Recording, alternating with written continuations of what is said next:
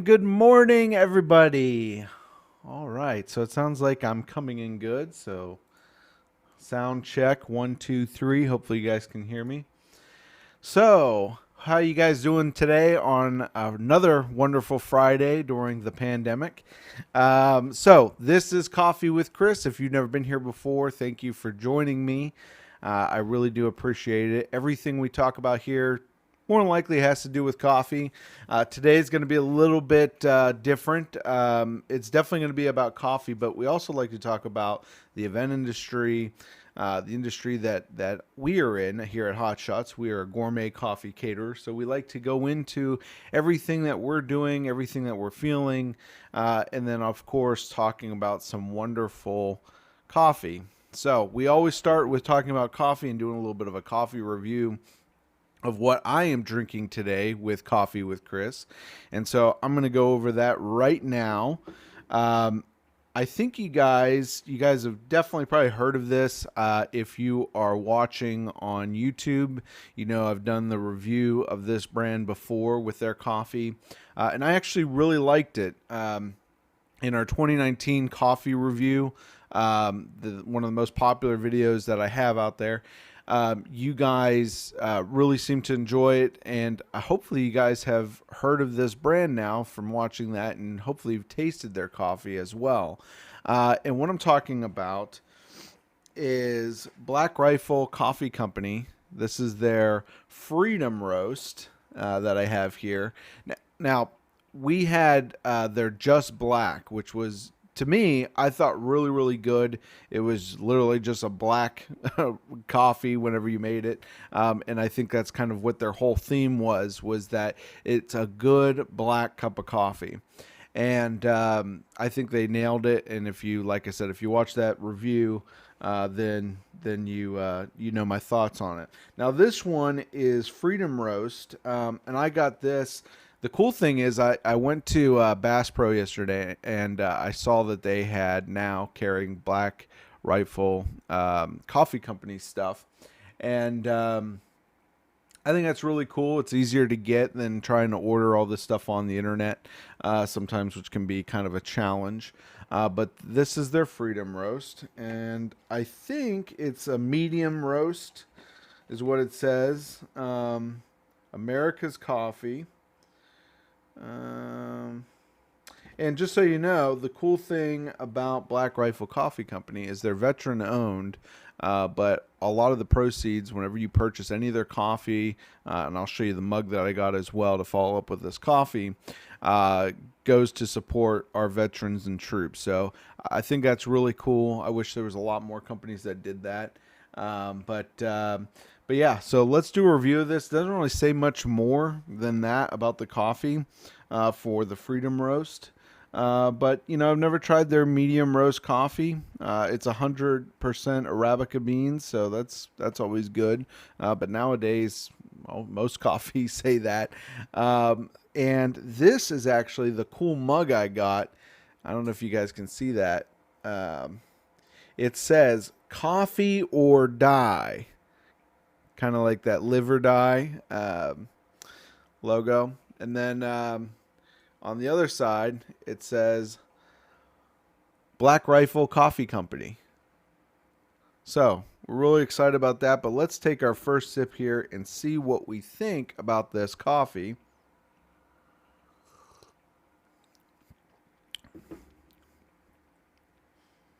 Not bad. Not bad.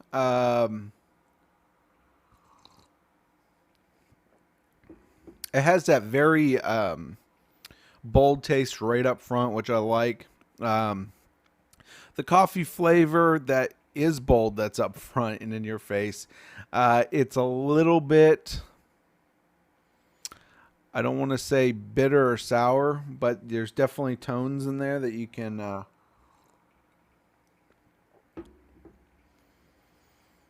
I'd say rich, but it's got a little hint of harshness to it, if that makes sense. But I like it. I mean, it's if you ever drinking or ever obviously have drank a fresh roasted cup of coffee that's a medium, that's this is probably really a true medium. There's a lot of coffees out there that say medium. Last week we were talking, I think, about the Kahlua, what is it, Kawani, whatever it is, the Hawaiian brand coffee that I drank. That was a dark roast, and it still probably isn't much like this at all. So their coffee's very good. The Just Black was really good. This, I think, is good for a medium. I can definitely taste the coffee, which is good. Now, I just brewed this a little bit ago, but the first impact taste that I get is kind of not harsh. It's kind of your standard, when you drink a medium roast coffee, you have kind of that bold, rich flavor. But this has a little bit, to me, a little bit different notes to it. I would say kind of more closer to dark, like the smoky, not really bitter. I don't want to say bitter, but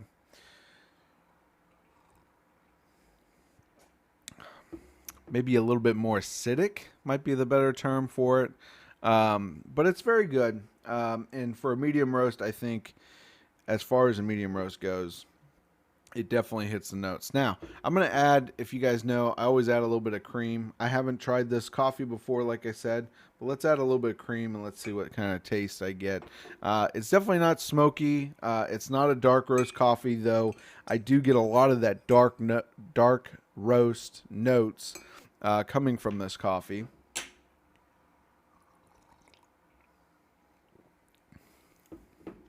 Does a little bit better job of toning it down, but kind of don't like it with cream, actually, because it almost falls off at the end. There's not really any continuous taste and flavor all the way through the cup that I'd normally like.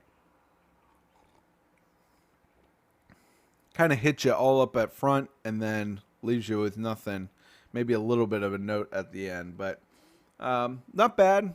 Good medium roast. I wouldn't complain about it. And, if anything, get some so it can support our troops and support our veterans and everybody out there that's helping us with our country right now. It's always, to me, that's always good. So what are we going to talk about today? Well, I wanted to start off and talk to you guys a little bit about hot shots and conventions. So we did the convention market, or we started entering a convention market probably about 5-6 years ago. I mean, not that long ago. So if you know us and you know me, we started this business originally as a company for fairs, festivals, and events. And that was fantastic. But it quickly grew into something more than that, and really more for corporate events and more business events, things like that. And from there, we just kind of blew up. And then before long, shortly after that, we were doing our first weddings. And then now in the last few years, like I said, 5 or 6, we've been doing a lot more conventions and those type of events, which for us, any market, conventions doing larger numbers is more financially beneficial. Let's put it that way.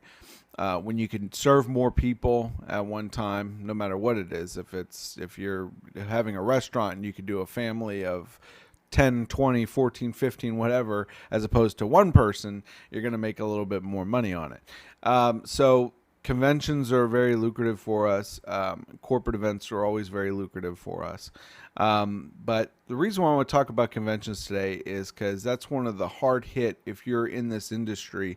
The convention industry has been almost completely, it seems like, wiped out. No one's really doing any conventions, as far as I know. The ones that are they really going to be the same kind of conventions that we've seen in the past? No. So, even some of the shows and other events and stuff that we see, you have to really question, is it worth it? And can we even do it? And what's it going to look like? So I was going to first start off, just show you guys a couple of photos of some of the events and stuff that we have done in the past. And, our convention market, like I said, has been pretty much devastated, and that's from everybody in the industry, not just here with us here at Hot Shots. But we have done a lot of coffee, gelato, Italian sodas, everything that we do here at Hot Shots, we have done for conventions on a very large scale. And one of the fun things that I love about conventions is doing the large scale. Not many caterers, not many people out there can serve 5,000 people or 10,000 people or heck even 20,000 people with a product fast enough and efficient enough to be consistent and have people coming back and saying this is the best, whatever it is. For us, it's the best coffee they've ever had. And we're able to get into a lot of hotels and a lot of other locations, and a lot of times we're undercutting like Starbucks and a lot of those people, other businesses, because we're doing something that the people want. It's better than just the drip coffee the hotels are providing. We really provide an experience for the people who want to have an event and have a conference or what have you. And so we do this from everything from the whole convention. We'll serve everybody at a convention. We can do several bars where we do this, as well as we can do it to, like, for instance, this one. This is just a customer that just needed it for instance, a booth. And a lot of times that's what we do. This conference here was actually for a South American conference downtown. And so we did that as well. And we did some custom coffees and things for them. And then we do one of these trade shows. We have a really good client that we work with every year on a flooring trade show. And it's just great. We kind of go all out. We do the Italian sodas, we do the nitro, we do the frappes, we do the espresso and coffee. And the great thing about coffee at a convention, and I know you guys have gone to conventions and been at conventions before, but there's really a big difference when you go to a convention and the alcohol breaks out later, or all these other things. The attraction we have seen with coffee at a convention is just phenomenal. People are, they want to be energized, right? When you're walking around a convention, one of the main things that hits you when you do a convention, or when you just go and are exhibitor or what have you, is you're doing a lot of talking. You're consuming and not really consuming, but exerting, I guess I should say, a lot of energy, believe it or not, just with talking to people. It can really wear you out. So to have a shot of espresso and a good shot at that is something that I find that a lot of people really, really appreciate. A good cup of coffee to walk around and talk to people. Coffee has always been the conversation binder, if you will, or a lot of times a conversation starter. You don't always need alcohol to break the ice and be able to talk to people and do things. Coffee is a great way to be able to bring people together. And then that's really one of the main reasons why I love this business and I love being a part of this business. And so, like I said, we've done a lot of different conventions. We've done a lot of events where we have, like I said, been a part of the booth, or we've done the whole convention, a whole team.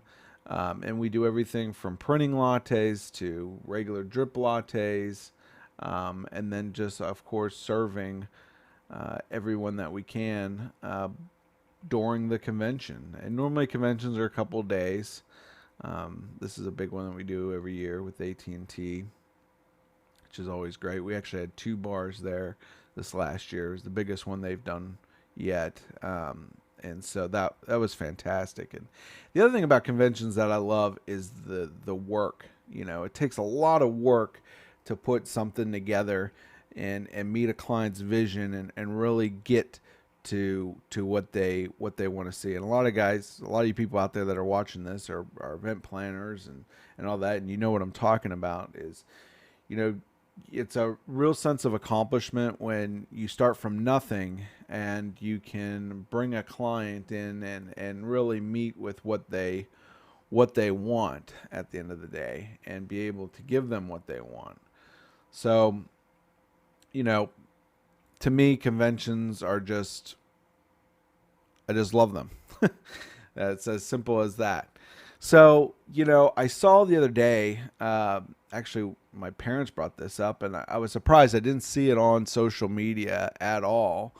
And maybe it's probably best to actually start with this other thing. So, last week I saw going around on social media was a lot about this the Texas Live Events Coalition.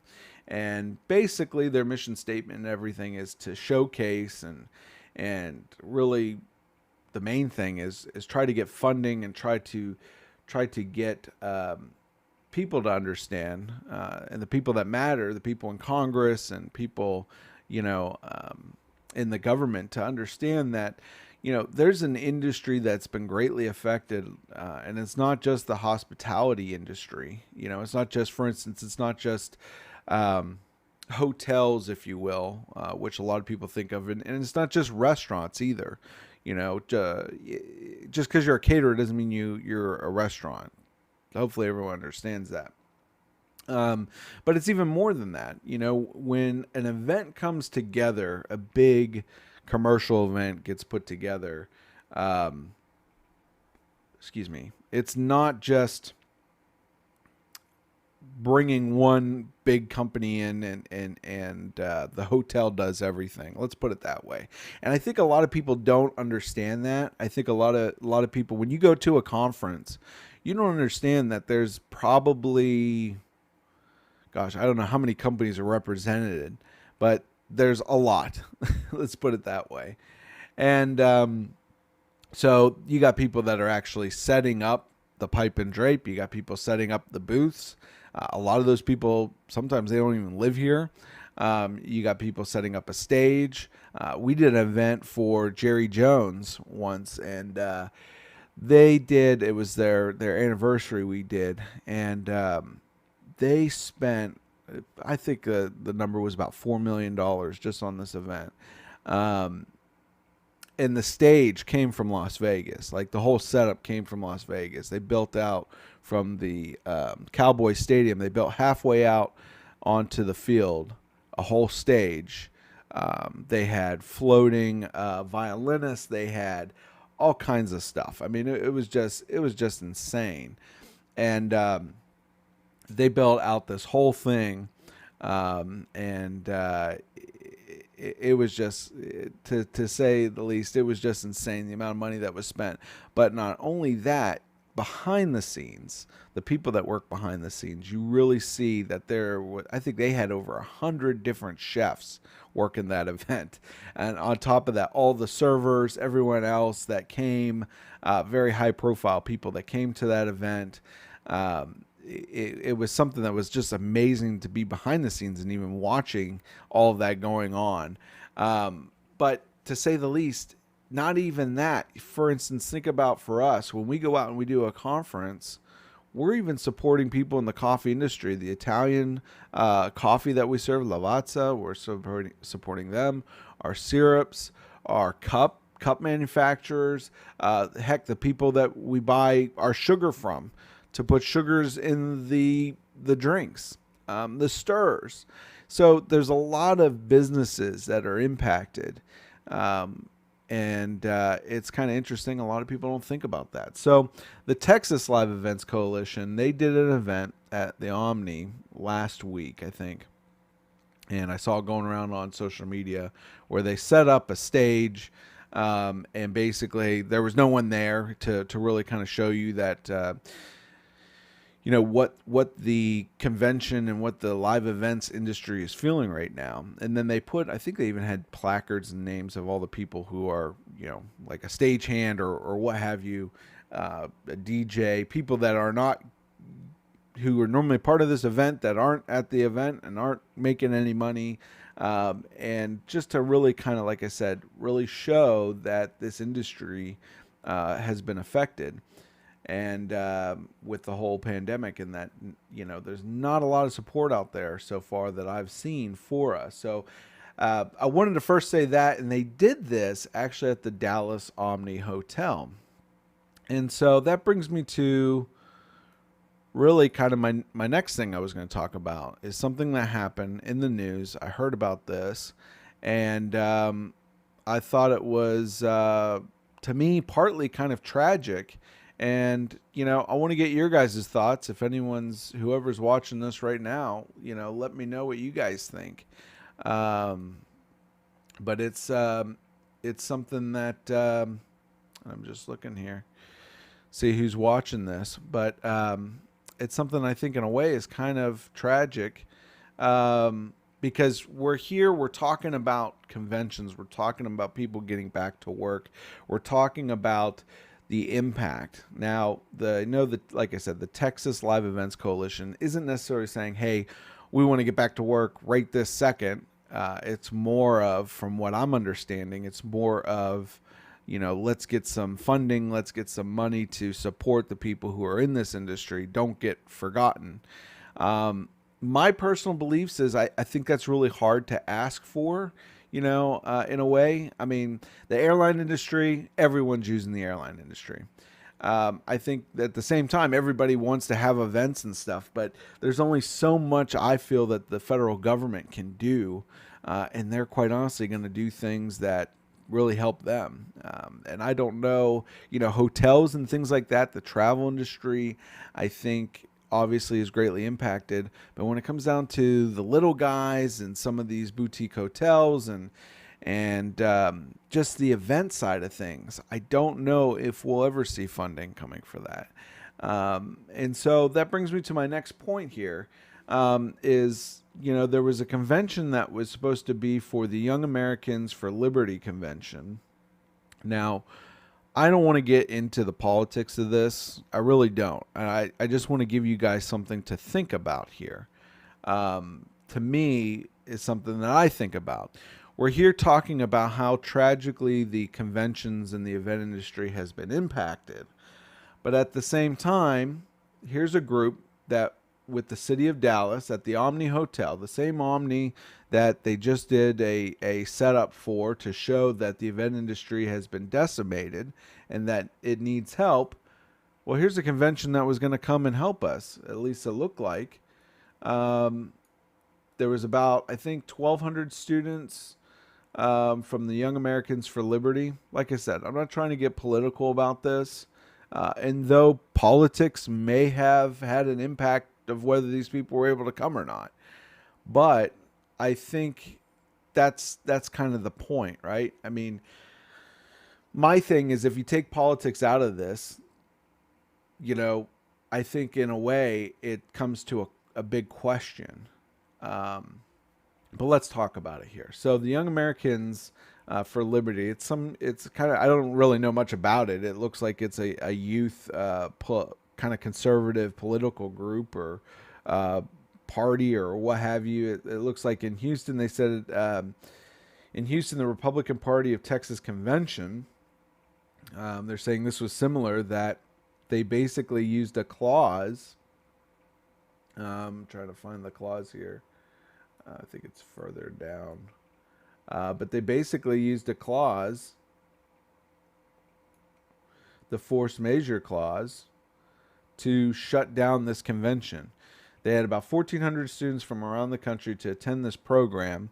And it was a conservative, obviously, program going to the Omni. They obviously probably paid for food. I know how the Omni works and stuff is when you do conventions, a lot of these hotels, they sell you a package for food. They sell you a package for all these different things. They even have a coffee package, believe it or not. And they basically put this all together for you, right? And they make this whole experience. And from what it sounds like in this article is that everything was on the up and up. The city kind of gave them a lot of challenges due to COVID, which is understandable, right? They should be able to have a safe event if they want to have a safe event. And to be honest, the very first thing I would say is if Dallas had an issue with this, they should have told them at the very beginning, hey, we're not doing any conventions. We're not doing anything, which is kind of what it was, is over 100 people or over 25 people or what have you. But it made it sound like in this article that they went through the steps, the social distancing, the capacity protocols, the mask provisions were going to be there. And then 3 days or a couple days before the event, the city comes in and uses this clause with the Omni, and the Omni had to give a full refund. Now, I'm looking at the Omni thinking, okay, they were planning on doing a job, doing a large convention. It's not their largest convention, but hey, it was some money coming in, and they're shut down by the city that they cannot do this. And what's the full out reasoning? I mean, if we're talking about COVID here, that's understandable, but why even toy with the notion that the Omni, the Gaylord, any of these major hotels are able to even do events? Why even let them do events and even promise it? I mean, I just don't understand this. And so my real question here for you guys out there that are watching this or going to watch this is I really want to understand in the with the market of conventions and events and live events, and we're pushing for all this stuff. I don't look at things where, hey, I want a handout. I want to get some money to support me, because what's the point of that? One, there's going to be big restrictions on that as far as the federal government goes. And two, it's not going to be a lot of money. Let's just be honest. I mean, the federal government cannot afford to continue to do bailouts. I mean, they really can't. So at the end of the day, my question is what's the end game here? If the city can control whether you can have an event or not, and if you are able to show that you're going to try and do everything safely, I mean, it's hard for me to talk about this because I think, I don't want people to listen to this and really get caught up in the politics and understand from where I'm coming from. I'm someone that wants to have a wedding next month. I'm someone that wants to work. I got employees and people that want to work. I got people that want to do some good work and they want to do events. That's what we're all about. And, this whole time through everything that's been going on, there's been two sides of the coin, right? There's been people that said, hey, you can't do anything. Let's just shut down completely and let's just not do anything.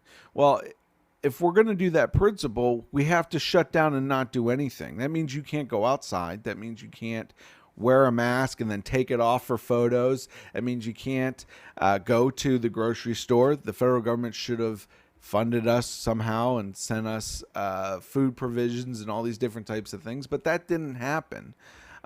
So if that doesn't happen, and then the flip side of the coin is that the federal government wants everyone to open up and just do everything like we were before, but do it with masks and try to be safe. Well, we can't just open up and do everything, right? So we're caught in between this rock and a hard place to where we wear masks, we do the sanitizer, but none of us are scientists. None of us have probably ever been into an official clean room and had a full understanding of how the COVID gets passed along and all these different types of things. And I'm just being honest with you guys. So under my impression, it seems like the best thing that we can do is we got to be able to do our work that we can do as long as we can do it safely, as safe as possible, and as safe as the regulations, allow or are calling for. And so that's kind of where I think most people want to be. They want to be able to do things and do it safely. If they can do it safely, why not do it? And that's the question I have. And really coming down to it, though, going back to what's the main point of this is, when will we be able to do conventions? Because if you think about it, let's say that, we all get better here in Dallas, right? And we're seeing this in New York right now. They're doing kind of 14-day quarantines and all this to make sure people that are coming in are healthy and safe and all that, and that makes sense. But on the flip side of that coin, that city is controlling when you can do things, when you can't do things, and they're making up the decision of when it's safe. So if we allow the city of Dallas to say, hey, when we can do a convention, my question is, when is that going to be? How long do we have to wait? You know, if we wait for a vaccine, not everybody's going to get the vaccine. You understand that? So conventions, I've never been to a convention where it's just for one city of people or one group of people. We're in the event industry. We're about bringing people from all over the world together to do fantastic events. So I don't even know if we'll see conventions in 2021. I don't even know if we'll see conventions in 2025. Because as long as someone can have, one person can have the virus, remember that's how this all started. One person had the virus, assuming one person got sick, just like any of these major things. If one person can get sick and pass it and spread it, and not everyone's vaccinated, then what's the limit? What's the starting point that we can start doing conventions? What's the starting point we can start doing events? That's what bothers me, and that's the question I have. So, for instance, this event, if the city says they can't do anything safe because of the coronavirus, when can they do something safe because of the coronavirus? Everyone here, I'm assuming, has gone out to a restaurant, or if you haven't gone out to a restaurant, you've at least gone to a grocery store and ate. So that's really my question, and I want to know from you guys who are watching this. Leave a comment down below. When do you think we're going to be able to go do conventions? And if we look at this realistically and smart, I don't see when we can do that. If one person can have this and can pass it, and that one person could be at a convention, then everything tells you, well, you really can't do anything. If that's what we're going to say. Now, if we say, hey, well, we're okay with 50 people getting it from a 2,000 person event, but how can you guarantee that? You can't guarantee that. So that's the fear I have, is with the whole convention market and everything that's going on, is I'm really concerned when conventions can ever go back, if they can ever go back, if we might ever even have conventions. What if, and this is something that's been in the back of my mind, I'm sure it's been in the back of a lot of your guys' mind, is, this might change forever to where if this goes on long enough, corporations are going to be shutting down, taking out their leases. Conventions and industries are going to pretty much go away. Large hotels might be closed forever. Because to the point of where they make their money, this is partly where they make a large portion of their money. I don't even understand how a hotel like the Gaylord, if you took out conventions for the Gaylord, where does the Gaylord fit in? There are rooms and stuff, but I mean, I don't see how they fit into a market anymore. So the fear in the back of my mind, like I'm saying here, the point is what if that all goes away? We never see that again. That could be a real possibility. How does your business change when that happens? How do you do an only online business? And you're in the event industry. You do events person to person with a face. And not only that, do you think the event industry, the people that are in the industry, do you think it's going to stay as full as it was a year ago, 6 months ago? It can't. There's not enough people. There's not enough market share for that to happen, as far as I'm concerned. So these are the questions I have. And like I said, no politics involved in this. I think the question really is it's going to come down to us as people in these cities, talking to our representatives and asking that question. What do we see? What's the number that we need to get to? Now, I do believe politics is largely affecting a lot of this, but at the end of the day, if we really want the event industries to get back, if we want conventions to come back, we have to be able to ask that question. We have to say, when is it going to be back to normal, and how long do we have to wait? How long do we have to save and survive? Can we survive when that back to normal happens? So that's my question for you guys today. I'd love to hear some insight on this because I'm really concerned about it. I don't know what's going to happen, but this was one of the first things that I saw, and I think a lot of you guys out there need to be talking about this. Especially if you're in the industry with me, if you're not talking about this, I don't know why not, because this affects all of us. And I really believe that. I think we need to be talking about this. Politics aside, we need to talk about when can we get back to work?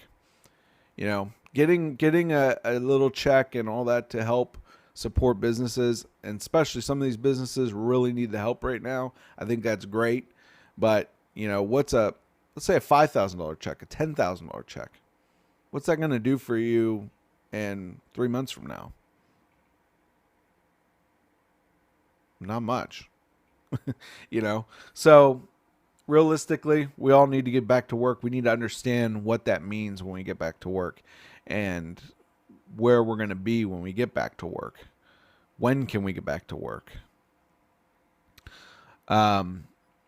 So that's kind of my venting, my sad news today. I didn't want this to be sad, really. I want it to be, you know, I think us in the industry, we need to think about these things. And we need to think about people who are not in the industry. If you're watching this, I hope you guys understand that there's a lot of people, and just YouTube it. You can search some YouTubes, you can search some news articles and read about how devastating this is to our industry as the event industry. And a lot of you guys already know that. But there's only so much help that can be provided to all of these industries. And I think it should be good at least to share. And if you're watching this, you know, you can share this video or just share some information about these conventions, about this industry and the struggle that it's seeing, because I think a lot of people just don't understand how many people are affected in this industry. But let's talk about something good. Let's end on a high note, I guess.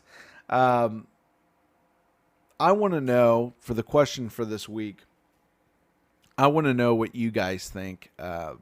What is your favorite, or what's the best convention? Let's start there. What's the best convention you've ever been to? I'm assuming you've been to a convention.